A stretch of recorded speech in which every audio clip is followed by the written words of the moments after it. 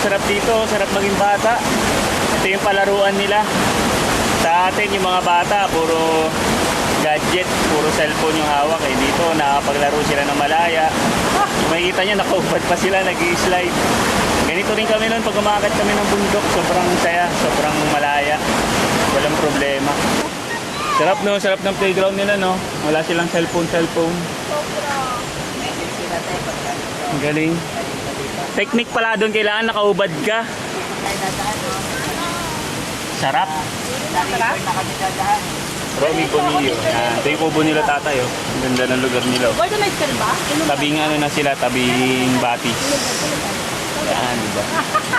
Sobrang simpleng-simple lang kaya makikita nyo yung mga bata. Ayun din yung playground nila. Libre sila sa tubig.